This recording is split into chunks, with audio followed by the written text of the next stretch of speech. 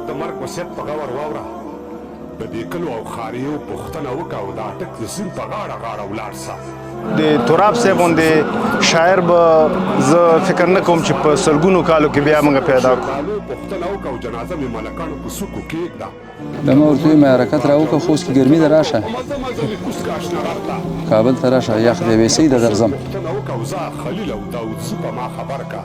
د آدم او د درخو یو تصویر ما ورته ویم یو مچکه ما ته راکړه یا به ته نه یې او یا به زه نه یم. پوښتنه وکړه او زه پټل زما د مرګ یوه ټپه توراب صاحب چې و په دې ولس مین و او دا نن چې دا کوم ولس راغونډ شوی دا خلک رامین شوي د توراب صاحب خپله مینه وه. وزیرو او بلوڅو پوښتنه وکړه چې د کوټې او چمن په لاره ولاړ سي د کاکړو د پټکو پوښتنه وکړه او بیا ما ورسره لاس ته لاس ونیو هماغه د شانټیانو دیرې ته لاړو ورته عکسونه هم سره واخیستل. د ادبي سنګر یاران دي. فتح الله توراب وصیت دا کړی و چې په پلارنۍ هدیره کې خاورو ته وسپارل شي. د توتکي د چنارو پوښتنه وکړه او د تیراب په تورو غرونو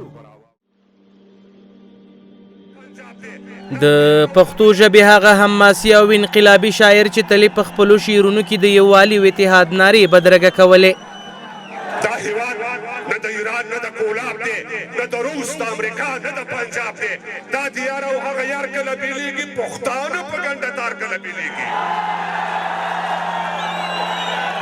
دا هیواد نه د ایران نه د کولاب دی نه د روس د امریکا نه د پنجاب دی دا دیار او هغه یار کله بیلیږي پښتانه په ګنډه تار کله بیلیږي. له امو تر اباسي نه یو پښتون دی یوه خاوره یوه وینه یو مضمون دی هزاره روپن ازبک که تاجکان دي پشهیي ګجر عرب نه بلوڅان دي.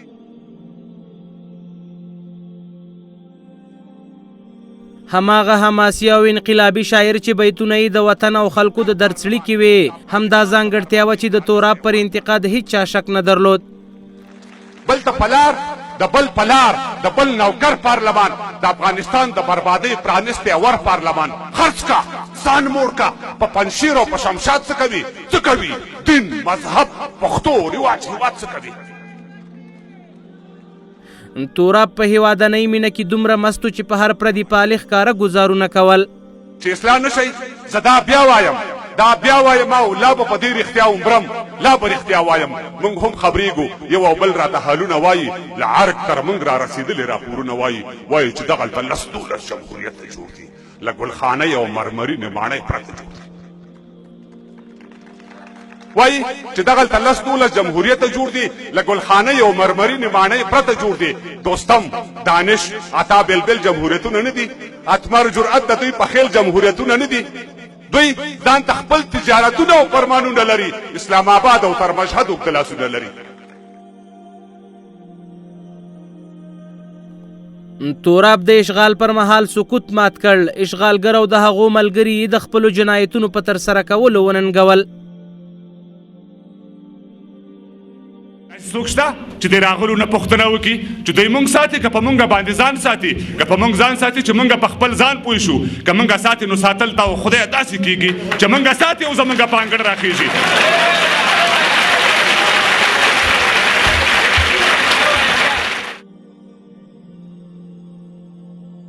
یو وخت به د توراب مینوالو په همدې لوبغالي کې د شعرونه په چکچکو او شور بدرګه کول خو نن پکې د توراب بیروحه جسد ته ولاړ دی.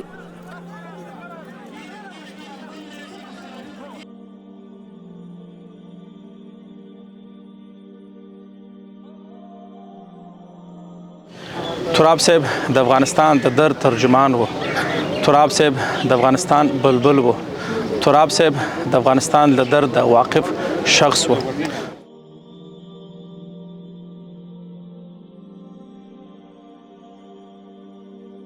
دا زما ډېر کلک ملګری و. دا به چې اول رابغې نو زما خواته به راته بیا به ما ته ویلی چې یو ګیلاس چای تا سره څښم.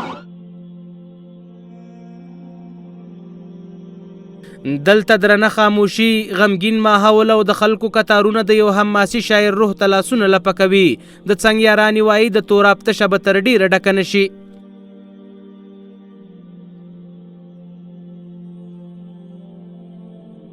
نو یقینا چې د تراب صاحب مرګ چې دی دا د لر او بر پښتنو دپاره او د ټول هېواد دپاره ډېره لویه ضایعه وه. تراب صاحب به ډېر وخت کې بیا تکرار نه شي. زه خو یم چې بیخي به د تراب صاحب ځای ناستې پیدا نه شي، ځکه چې تراب صاحب د پښتنو هغه خواخوږي او چې پښتنو له هغه درکونه و هغه ځایونه وښودل چې چا نه شو کولی چې مطلب او د شعر په ژبه باندې ډېر په نزاکتانه انداز باندې زورواکي او جبرواکي دا ټولې مطلب د شعر په ژبه باندې ډېر په نزاکتانه انداز باندې د وګواخل مطلب د شعر په ژبه او هغوی مطلب دې له مجبوره کړه چې خپل ګریوان کې سر ښکته کړي. تراب صاحب چې و بدبختانه به وایم چې نن موږ سره نشته، خو چې کله موږ سره و یو سپین شاعر و، یو هغه څوک و چې د ټولنې هغه سترګې وي، هغه یو روحیه ورکوله، یو شعور انسانانو ته ورکوه. خصوصا بیا په دې کې د ډېر کار وکړه چې دولت و که تیر دولت و هغه نه تیر و که نن دولت و ده ته یې د ولس خبره وکړله، ده ته یې د ولس ستونزې وویلې. سپین شاعر و، نن چې موږ یې نه لرو او موږ سره نشته، بدبختانه به وایم چې داسې بیا د ده ځای به ډک نه شي او نیمګړتیا یې ډېره ده. مطیع الله تراب تیره شپه خوست ولایت کې له دې فاني نړۍ کوچ وکړ. سحر مهالي جسد ننګرهار ته انتقال شو او د جلال آباد په ښار کې د جنازې لمونځ ادا شو.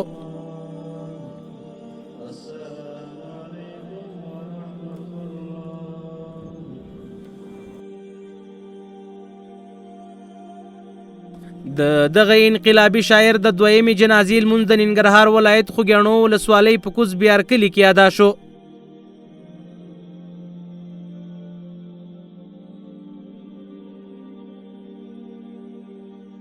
ټول کور کلی ولس د ده نه خوشحاله دی، هېڅوک ته نه بده خاطره د ده نه لري. دلته موږ سره ډېر کم وخت تېر کړی دا 20 کاله وشو چې موږ نه مسافر دی او موږ د ده دیدن ته هر وخت ډېر لیوال چې دلته به راغله کلیوال دا ټول ولس خلک دا چې څوک غږ اوري په موبایل کې دا ټول د ده د غږ ته ډېر لیوال او ډېر ښه اخلاق، ډېر ښه سړیتوب او کورنۍ ته دې الله پاک صبر جمیل ورکړي.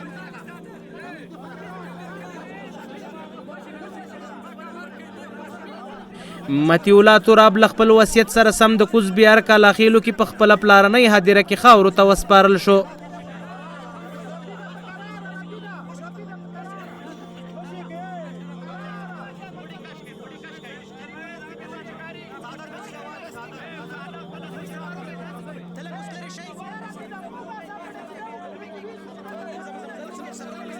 د هیواد نوموتی انقلابي او حماسي شاعر ارواحات مطیع الله تراب په همدې کلي کې خاپوړې کړي.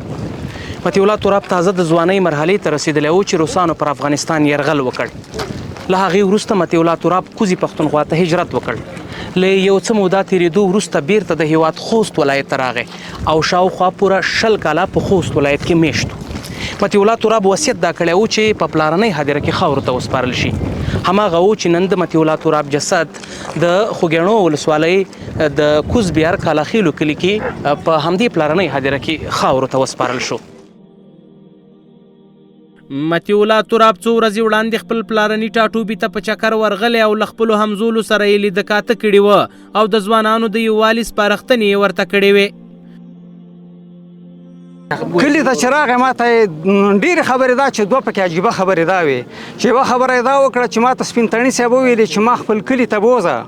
چې زه د تا د کلي هغه نږدې کوڅې او دیوالونه وګورم په هغې باندې یو مضمون ولیکم چې ته په دې کوم ځای زېږنده یې ته په کومه خاوره کې رالوی شوی یې. دویم یې د ګوهر رحمان خبر راته وکړه چې تا په دې شعرونو کې یو عجیبه شعر ویلی و چې دوه کلي په یو خیل دا دواړه کاله خیل د خوړ یخه هوا او د شنډیانو څنارونه او نري نري برجونه. زه خو دې ساحې ته چې لاړم ما لا ساحه خو چې په دغه رقم ته ونیل ده تا په دې شعر کې څومره ښایسته کړې ده. بیا ما ورسره لاس ته لاسه ونیو هماغه د شنډیانو دیرې ته لاړو ورته مساکسونه هم سره واخیسته.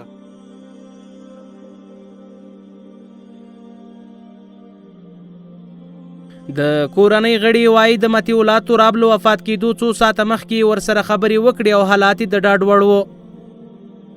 څه مشکل یې فقط تاسو کابل پورې راورسوئ چېرته یې ویسو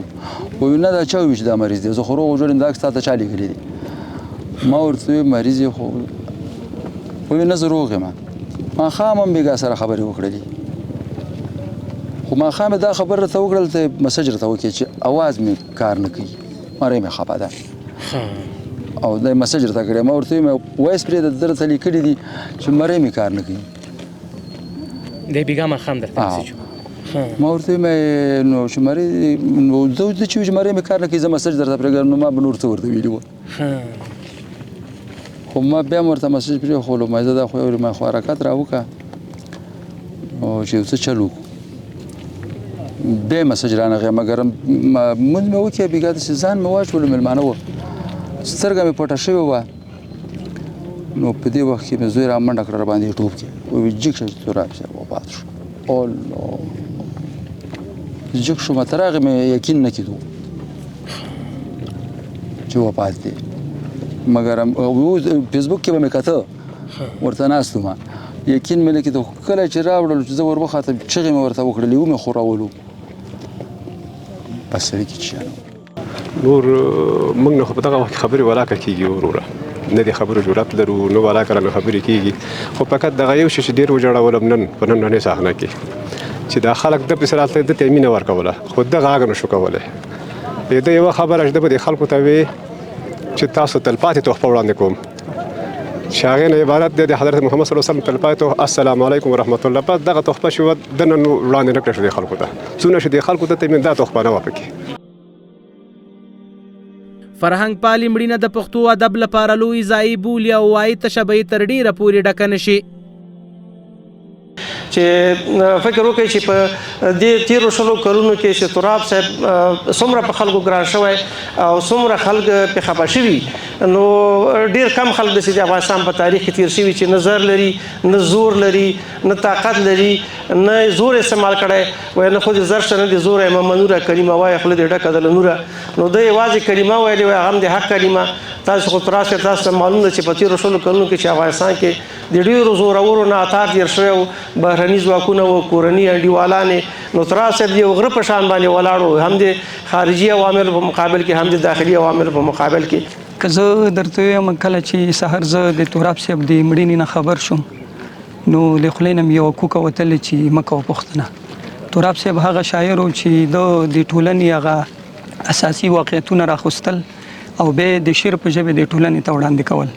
تراب صاحب هغه شاعر و چې د شعر په ژبه باندې هغه بېسواده یو شخص هم پوهېدو کله به چې دغه کم الفاظ د تراب صاحب په د خپلې شاعرۍ کې رانغاړل او بیا به د ټولنې ته وړاندې کول نو ټولنې به ترېنه یو خوند اخیستو